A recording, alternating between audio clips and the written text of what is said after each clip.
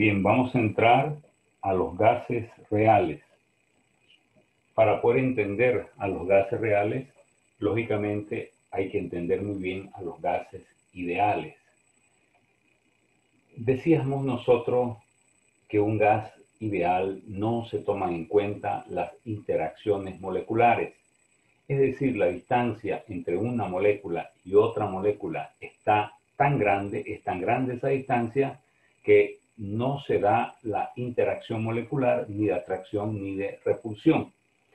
Por lo tanto, cuando comienzan a darse las interacciones moleculares, ya sea de atracción o de repulsión, comienza a haber un desviamiento del comportamiento ideal. Entonces, para poder definir y entender mejor a los gases reales, podemos decir que los gases reales no cumplen con la condición de idealidad. Por lo tanto, cualquier desviación del comportamiento ideal se lo considera un gas real.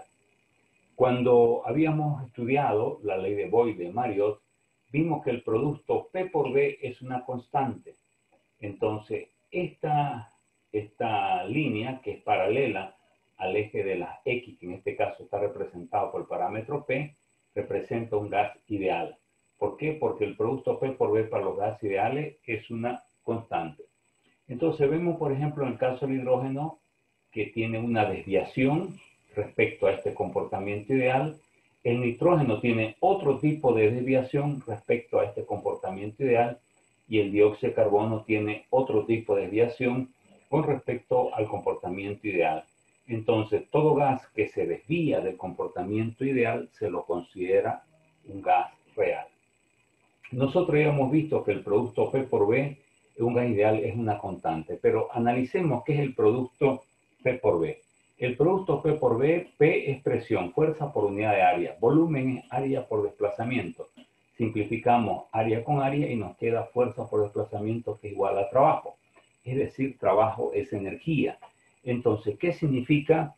Que al interior de un gas ideal, diríamos, el nivel de energía se mantiene constante. Hay el contenido energético es constante dentro de lo que viene a ser un gas ideal. ¿Y por qué es constante? Porque las moléculas están tan distantes que no existe ninguna interacción entre ellas. Veamos, por ejemplo, desde ese punto de vista energético, que es el producto P por B versus P. Esta línea, paralela al eje de las P o al eje de las X, es la condición de idealidad. Esto representa un gas ideal.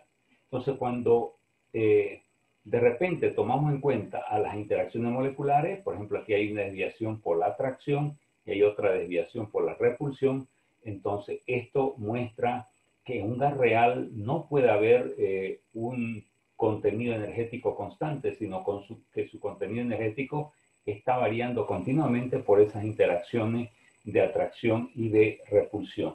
Entonces, nuevamente destacamos que definir a los gases reales significa definir su desviación respecto al comportamiento ideal. Pero en este tipo de desviaciones podemos distinguir dos tipos de desviaciones: las desviaciones que son aparentes y las desviaciones que son reales. Las desviaciones aparentes, ¿cuándo se dan las desviaciones aparentes? Las desviaciones aparentes se dan cuando el número total de moléculas depende de la presión. ¿Cómo es eso que el número total de las moléculas depende de la presión? Cuando en una reacción química tomemos, por ejemplo, hidrógeno más nitrógeno igual a amoníaco, o dicho de otra manera, de la forma estequiométrica, un mol de hidrógeno reacciona con 3 moles de nitrógeno para darnos 2 moles de amoníaco. Cuando tenemos una desviación aparente, cuando la reacción química produce un cambio en el número de moles del sistema. Veamos, hidrógeno más nitrógeno reaccionan químicamente y producen amoníaco. Como sustancia reaccionante tengo un mol más 3 moles, tengo 4 moles. ¿No? Tengo 4 moles, viene la reacción química y me forman 2 moles de amoníaco. Entonces, cuando el número de moles cambia por la reacción química, entonces nosotros decimos que el número de moles o de moléculas del sistema depende de la presión. ¿Cómo es esto? Aquí se aplica el principio de Le Chatelier. ¿Qué dice el principio de Le Chatelier? Cuando tengo un equilibrio, este es un equilibrio químico, y yo aplico una fuerza externa a cualquier lado del equilibrio, vamos a suponer que en este caso aplicar una fuerza externa a este lado acá, entonces el equilibrio se desplaza hacia el lado contrario hasta que se equipare esta fuerza que ha motivado el desequilibrio. Entonces, si ustedes se fijan, si aplicamos el principio de Le Chatelier y aplicamos una fuerza externa aquí, una presión, aumentamos la presión, el desplazamiento de este equilibrio se desplaza hacia la formación de amoníaco. ¿Qué significa? Que la cantidad de moléculas que tengamos o la productividad de amoníaco que tengamos va a depender de la presión. Entonces, cuando esto acontece, que el número total de las moléculas depende de la presión, entonces estamos ante una desviación aparente. Insisto, la desviación aparente se da en mezcla de gases reaccionantes que reaccionan y cuando al alcanzar el equilibrio químico hay un cambio en el número de moles. 1 mol de hidrógeno más 3 moles de nitrógeno son 4 moles para producir 2 moles de amoníaco. Las desviaciones reales son desviaciones menores, son casi insignificantes, y esto se da en gases puros o mezcla de gases no reaccionantes. ¿Cuál puede ser una mezcla de gases no reaccionantes? Por ejemplo, en el aire. En el aire tenemos nosotros nitrógeno, tenemos oxígeno y tenemos infinidad de gases nobles que lógicamente no son reaccionantes. Vamos entonces ahora a estudiar y a desarrollar un modelo matemático que nos permita describir cuantitativamente todas estas desviaciones respecto del comportamiento ideal. Y al describir todas las desviaciones respecto del comportamiento ideal, es que estamos llegando nosotros a definir a los gases reales. El pionero, sin lugar a duda, de todo este desarrollo, del desarrollo del modelo matemático que describa cuantitativamente las desviaciones del comportamiento ideal, fue Van der Waals. Van der Waals, para poder llegar a desarrollar su modelo matemático, lógicamente tuvo que plantearse alguna hipótesis. Y él observa lo siguiente. Él observa que la presión ideal es mayor que la presión real y que el volumen ideal es mayor que el volumen real. ¿Cómo lo pudo entender Van der Waals que la presión ideal es mayor que la presión real? Veamos, supongamos que tenemos aquí en un mismo recipiente, tengamos moléculas ideales, es decir, un gas ideal, y en el mismo recipiente tengamos un gas real. Como una de las propiedades de los gases es tender a ocupar todo el volumen que lo contiene, las moléculas sin lugar a duda van a llegar y van a chocar contra las paredes del recipiente que lo contiene. Entonces tenemos moléculas ideales que vienen y chocan contra la pared del recipiente que lo contiene, y tenemos moléculas reales que vienen y chocan contra las paredes del recipiente que lo contiene. Veamos en el gas ideal. Decíamos que en un gas ideal las moléculas están tan distantes que no hay ninguna interacción entre ellas. Entonces, esta molécula, una 10 millonésima antes de chocar con la pared, no sufre ninguna interacción, ni de la molécula que está inferior, ni de la molécula que está superior, ni de la molécula que está en la parte de atrás, ¿no? Es decir, no tiene ninguna interacción. ¿Qué significa? Que si esta molécula viene con una cantidad de movimiento, viene con un impulso, hay una conservación del impulso. Viene la molécula y no sufre ninguna variación en su cantidad de movimiento o en su impulso.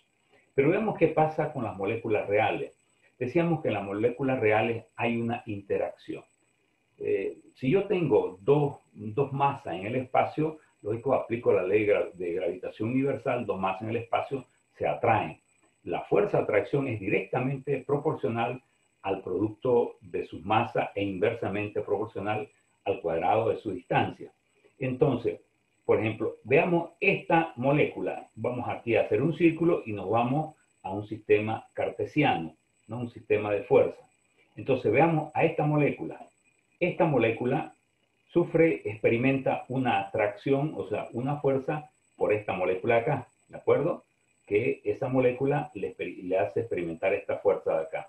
Pero esta molécula también le hace experimentar una fuerza de acá. Como estas son moléculas del mismo componente, es decir, del mismo gas, entonces tienen la misma masa y por lo tanto la fuerza que experimenta esta molécula por la superior es la misma fuerza que experimenta por la inferior.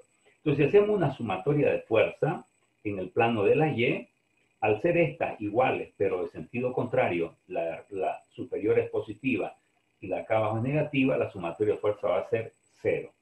Pero veamos en el caso de las X. Esta molécula está prácticamente llegando aquí a la pared, es una 10 millonésima antes de llegar a la pared. Entonces, delante de ella no hay ninguna molécula, entonces aquí no hay ninguna interacción, pero detrás de esta molécula hay otra molécula que le ejerce una interacción. Si yo hago una sumatoria de fuerza en el plano de las X, voy a ver que tengo un resultado negativo. ¿Qué significa negativo? Que hay una fuerza hacia atrás. Entonces, esa fuerza hacia atrás hace que esa cantidad de movimiento, ese impulso que tenía esta molécula, se vea disminuida por la acción de esta molécula. Entonces, la presión que va a ejercer esta molécula contra la pared va a ser menor que la presión de un gas ideal, porque el gas ideal no tiene ninguna interacción, ninguna fuerza diríamos, que la traiga hacia atrás, que la jala hacia atrás, lo que esta molécula sí tiene. Entonces, lo que observa Van der Waals es de que la presión en los gases reales va a ser menor que la presión en el gas ideal. Entonces, esa es una hipótesis para Van der Waals para poder desarrollar su modelo matemático.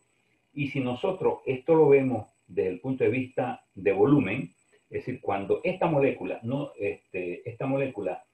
sufre una fuerza de atracción antes de llegar a chocar contra la pared, entonces su impulso o su presión va a ser menor. ¿Qué pasa si su presión es menor?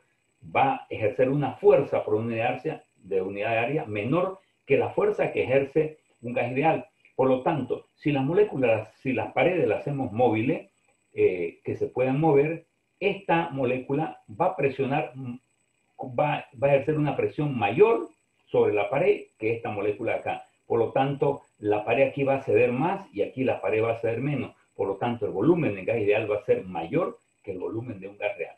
Estos dos elementos que fueron la observación de Van der Waals fue lo que lo llevó a plantear su hipótesis. Entonces, él tendría que comprobar a través de esta hipótesis que estaba planteando que en los gases reales la presión de un gas real tiene que ser menor que la presión de un gas ideal. Entonces, ¿cuál es el punto de partida de Van der Waals? Van der Waals dice, el volumen para un gas ideal es RT sobre P.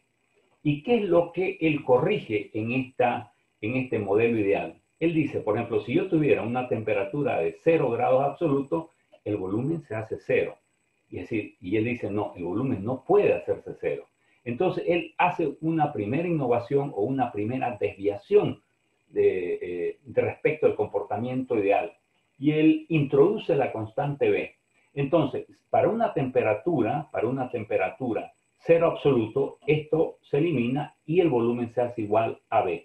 Entonces, al plantear esa desviación, Van der Waals está dando respuesta a lo que es un comportamiento real, es decir, a cualquier temperatura. En este caso, si la temperatura es 0 absoluto, siempre va a haber un volumen que va a ser igual a B.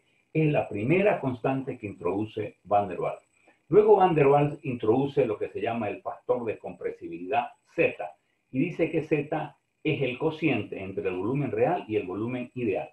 Hemos visto nosotros que el volumen ideal siempre es mayor que el volumen real. Por lo tanto, este cociente siempre va a ser menor a la unidad. ¿Por qué? Porque el denominador va a ser mayor que el numerador. ¿De acuerdo? Lo máximo que pueda pasar es que ambos sean iguales. Y cuando ambos sean iguales, Z igual a 1. Y cuando Z igual a 1, estamos hablando de un gas ideal. Entonces, el volumen real sobre el volumen ideal es Z. Pero el volumen ideal nosotros lo hemos definido que es RT sobre P. Por lo tanto, Z va a ser P por B sobre RT.